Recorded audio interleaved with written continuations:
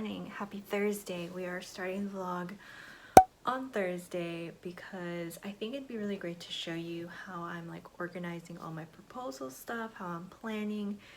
I have officially a date. It's going to be on June 24th. So it is the 13th today. So I have a little bit over a month, maybe a little bit less than that, to turn everything in, to write, to prepare my presentation and things like that. And since this is a very overwhelming task, I really want to approach it methodically so I don't get stressed out, so I'm not scrambling. And yeah, so I'm probably going to do some of the lessons in Dr. Toyin Ali's focus program, which I've talked about on my stories. I did project management for PhDs, which was really helpful, and focus is her like updated version of that. So I'm excited to see what's changed and how I can utilize that to help me. Another thing that I really want to do, another thing that I want to watch that I think will help me is Julia Ravey. She is another, she's a YouTuber, she's a science communicator. She just finished her PhD in neuroscience. I really love her content. And she had posted a bunch of videos about how like she organized her thesis writing and how I was just watching her video on how she created like a chart to help her organize all of her PhD work, which I may explore. I'm gonna figure out like what tools work for me today. Like I mentioned before, I have a passion planner which helps with like day-to-day daily tasks, but it doesn't necessarily help me thinking like long term and like big picture project management. So I think I'll look at some of the tools that I have available to me and like figure out how to organize that. So I've broken my proposal prep into two projects. The first one is writing my aims. So I have a really solid aim 1 for my thesis, but aim 2 and aim 3 could use some work, especially aim 3. Aim 3 is almost non-existent right now. So we really need to like establish these two things before we can even fully move on to the actual writing part. And you know, after I get my aims together, I figured for the actual proposal prep, it should be really straightforward. I need to do a little bit of background reading, figure out what holes there are in my project, like what's missing in my knowledge and how my project can fill that. And then actually scheduling reading times, which I'm terrible at. I may actually be pausing lab work completely to just focus on this because I'm not sure I can balance that, and I hope my advisor would be okay with that.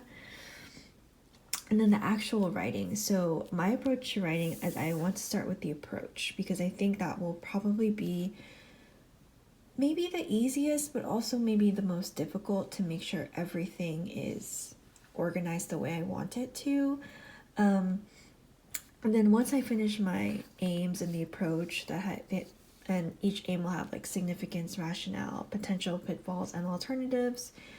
And then I'll move on to the significance and innovation and the background, which working backwards kind of this way is helpful for me. I started with my methods and then I did results discussion and then I worked my way back to the motivation and background, and that was really helpful for me. So I think I'm going to approach my proposal writing the same way.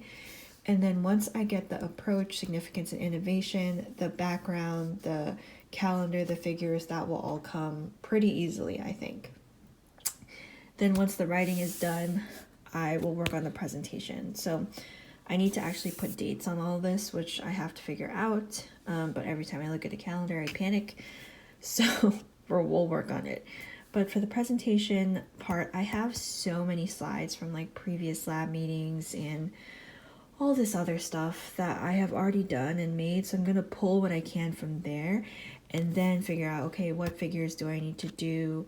What else do I need to kind of finish the presentation, and then schedule a practice presentation with my lab. So this is my plan of attack. I just really need to organize it. I'm actually watching the video right now about how Dr. Toyin uses Asana, which I've used before and I really love. So maybe I'll take that approach again, or I will be considering a Gantt chart. So like I said, Julia Ravy, she makes these videos on YouTube, and her latest one was how she uses a Gantt chart to plan for her long-term projects, which I like the way that looks, and I wish there was maybe a way to combine the Gantt chart with an app like Asana. So maybe I'll be looking around like that. I'll see what's up. But yeah, so far this has definitely helped with the amount of overwhelm. So I ended up going with a Gantt chart, and I organized it based on aim. So every aim, I have the rationale, preliminary work, and my approach.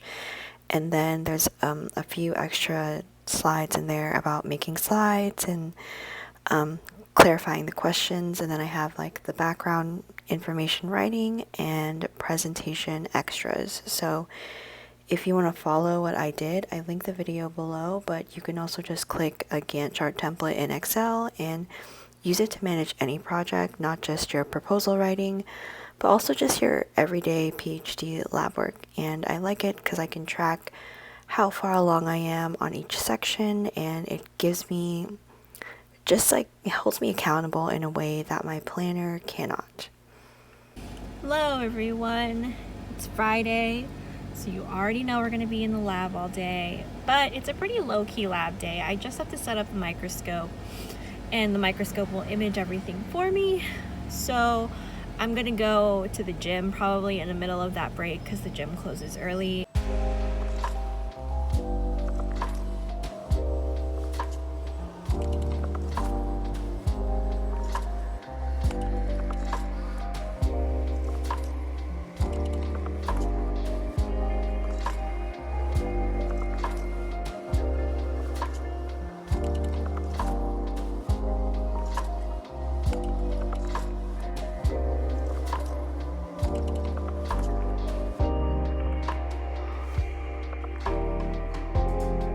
Took me an hour, actually, yeah, an hour and a half-ish to get the microscope running, and I might have messed up.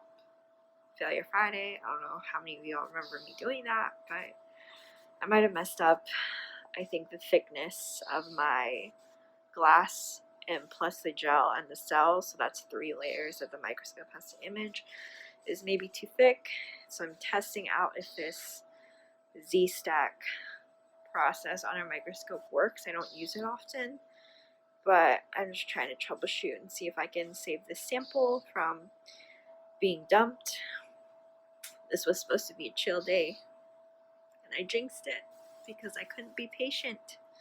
So, word to the little bit of advice, just do it right. Don't be impatient like me. Wait for your things to come in. Don't just borrow things from other labs thinking it's going to work the same, because it's living proof today that it's not. So hopefully I get something out of this, but I don't really have high hopes. So my campus has a farm, and all the baby lambs are out. This is my walk to the gym, by the way. Oh my god, so precious. Hey everyone, I'm on a little pit stop on my walk back from the gym, and I am really exhausted. Normally I do some kind of core circuit or some kind of core circuit before, like after I lift, and today I'm just felt like I was gonna fall over from, like, I was yawning, tired, probably because I slept a little late last night, and I'm kind of still full from my lunch, but we got our workout in. My goal is always 3 times a week. Next week it'll probably be 2 times a week, but my goal is always to be 3 times a week, like minimum. And I've been really consistent so far. I'm seeing so much progress in like how much I can lift, and I talked about this in my last vlog, but I'm really trying to get stronger, lift heavier, and like not necessarily lose weight, but really just like build my strength. And I think it's really paying off. My consistency is working, and I told myself, like, look, maybe we're not seeing much like after a month, but you'll probably see so much of a difference if you just keep it up for a year. So that's my goal. I'm always just trying to better myself. Wellness is like super important to me, and it's something that's one of my non-negotiables in terms of like having work-life balance. So I hope, you know, this can just be kind of like an example for you guys of like what you want to achieve in grad school.